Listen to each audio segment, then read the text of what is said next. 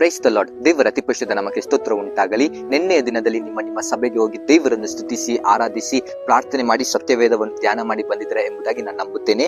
ಈ ಮುಂಜಾನೆಯ ವೇಳೆಯಲ್ಲಿ ದೇವರು ಕೊಡುತ್ತಿರುವಂತಹ ವಾಗ್ದಾನವು ಯೆರೆಮೀಯ ಬರೆದ ಪ್ರವಾದನೆ ಗ್ರಂಥ 31ನೇ ಅಧ್ಯಾಯ 13ನೇ ವಚನ ಈ ರೀತಿಯಾಗಿ ಹೇಳುತ್ತೆ: ನಾನು ಅವರ ದುಃಖವನ್ನು ನೀಗಿಸಿ ಸಂತೋಷವನ್ನುಂಟು ಮಾಡಿ ಅವರು ತಮ್ಮ ವ್ಯಸನವನ್ನು ಬಿಟ್ಟು ಆನಂದಿಸುವಂತೆ ನಾನು ಅವರನ್ನು ಸಂತೈಸುವೆನು ಎಂಬುದಾಗಿ ಬರೆಯಲ್ಪಟ್ಟಿದೆ. ನನ್ನ ಪ್ರೀತಿಯ ದೇವರ ಜನರೇ, ಈ ದಿನದಲ್ಲಿ ದೇವರು ನಿಮ್ಮೊಟ್ಟಿಗೆ ವಾಕ್ಯದ ಮೂಲಕ ಈ ರೀತಿಯಾಗಿ ಮಾತನಾಡುತ್ತಿದ್ದಾರೆ. ನಿಮ್ಮ ಪ್ರತಿಯೊಂದು ದುಃಖವನ್ನು ದೇವರು ನೀಗಿಸಿ ಸಂತೋಷವನ್ನುಂಟು ಮಾಡಲು ದೇವರು ಶಕ್ತನಾಗಿದ್ದಾನೆ. ಸೊ ನಿಮ್ಮಲ್ಲಿ ಅನೇಕ ರೀತಿಯಾದ ಕಷ್ಟ, ದುಃಖ, ವೇದನೆ, ಮನಸ್ಸಲ್ಲಿ ಬೇಜಾರಿರ್ಬೋದು. ಆದ್ರೆ ದೇವರು ಈ ದಿನದಲ್ಲಿ ನಿಮ್ಮ ಎಲ್ಲ ಕಷ್ಟವನ್ನು, ದುಃಖವನ್ನು ನೀಗಿಸಿ ನಿಮಗೆ ಸಂತೋಷವನ್ನು ಉಂಟು ಮಾಡಿ ದೇವರು ನಿಮ್ಮನ್ನು ನಡೆಸಲು ಆತನು ಸಿದ್ಧರಾಗಿದ್ದಾರೆ. ಸೊ ನೀವು ದೇವರ ಮೇಲೆ ಭರವಸೆ ಬಿಡಿರಿ, ದೇವರ ಮೇಲೆ ನಂಬಿಕೆ ಇಡಿರಿ. ಈ ವಾರ ಪೂರ್ತಿ ದೇವರು ನಿಮ್ಮ ಕಷ್ಟ ದುಃಖಗಳನ್ನೆಲ್ಲ ತೆಗೆದಾಕಿ ಸುಖ ಸಂತೋಷವಾಗಿ ಮಾರ್ಪಡಿಸಿ ನಿಮ್ಮನ್ನು ನಡೆಸಲಿ.